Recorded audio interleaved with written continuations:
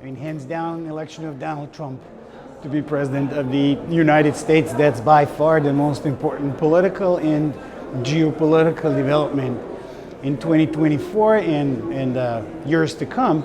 We're going to see the effect of Trump presidency for the better or for the worse, but it's going to be a change. It's going to be a change when it comes to the wars that are currently being fought in many parts of the world.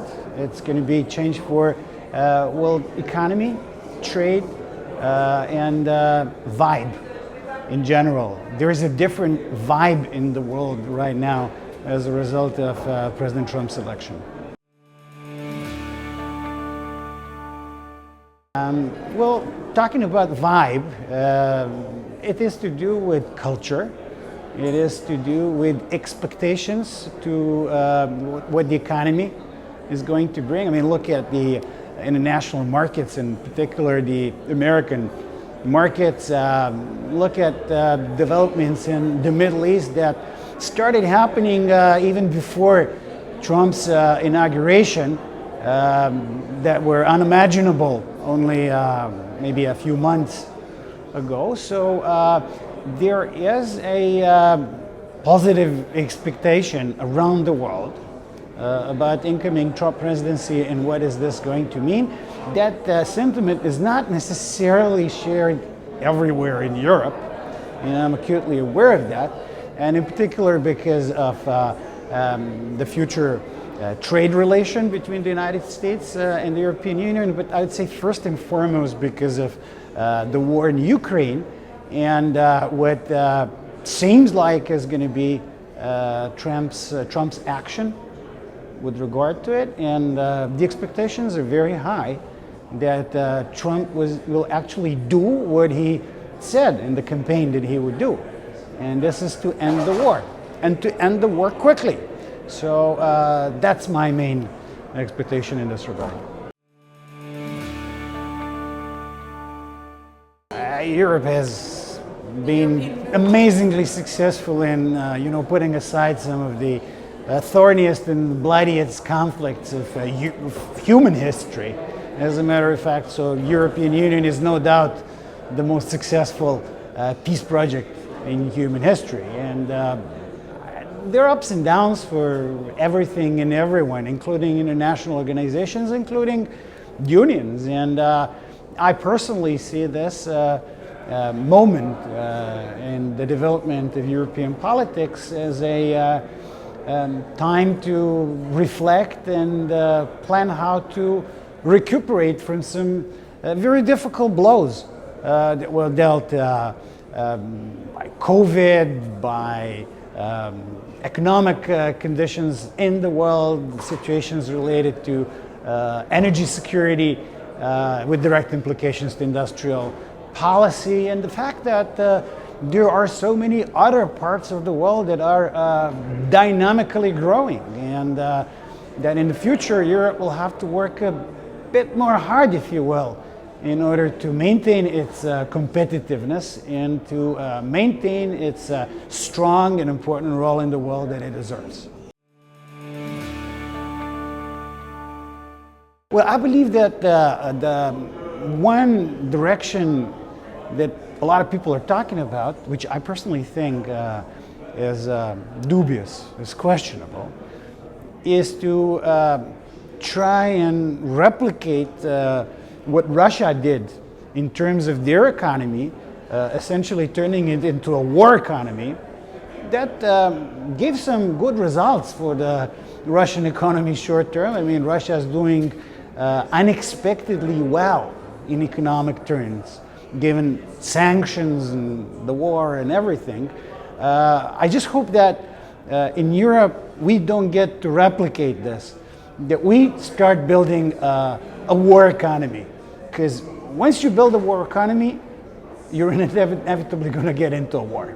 If you're not in a war and you build a war economy, at some point you get into a war because forces are going to be such, and I very, very much hope that we are not going to see Europe part of a war in my lifetime, in my children's lifetime.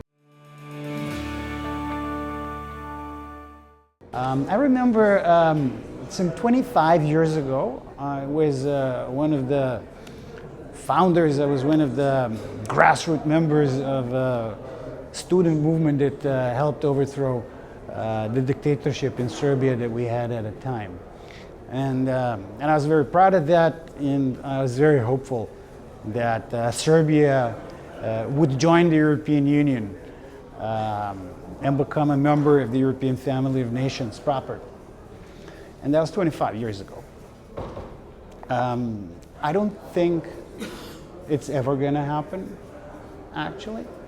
It's not as obvious as in the case of Turkey, but it doesn't make for a different endpoint. I don't think that there will be new members of the European Union.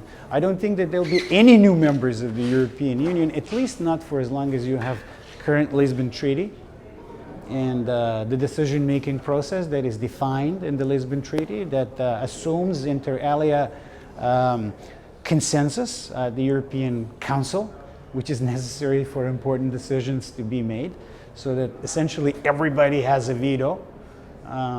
For as long as that stays, there'll be no new members, small, let alone big.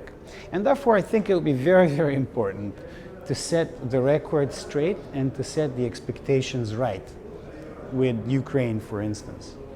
Because, you know, these guys believe that they're going to become a member of the European Union. So when you say to them, well, you can become a member, not soon, but you can become a member, they think, okay, not next year, but in 4 years.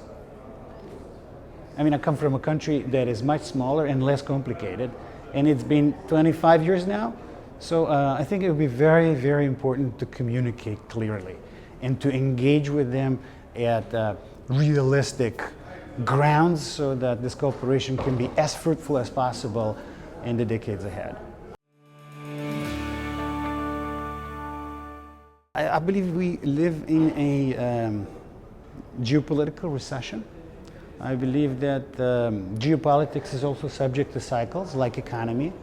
So there is a period of recession and then there is a period of boom. The difference is that geopolitical cycles tend to be longer. So they tend to last for decades. And we're not too far into this cycle of recession in geopolitics. So it is going to last. However, I do hope that we have seen the trough, that it's not gonna go any deeper. It might, especially if we don't come to an end of a war in Ukraine, or if we start opening up new conflicts like in the Far East, for instance, or there's an escalation, further escalation in the Middle East. I mean, the scope for worsening is there. I hope it doesn't happen. I think it is possible that we have hit the trough and that things will, first of all, stabilize and then eventually come back to normal. I think the election of Donald Trump is potentially a big part of it. And that's why I said at the very beginning that I believe 2024, the most important development was Donald Trump's election.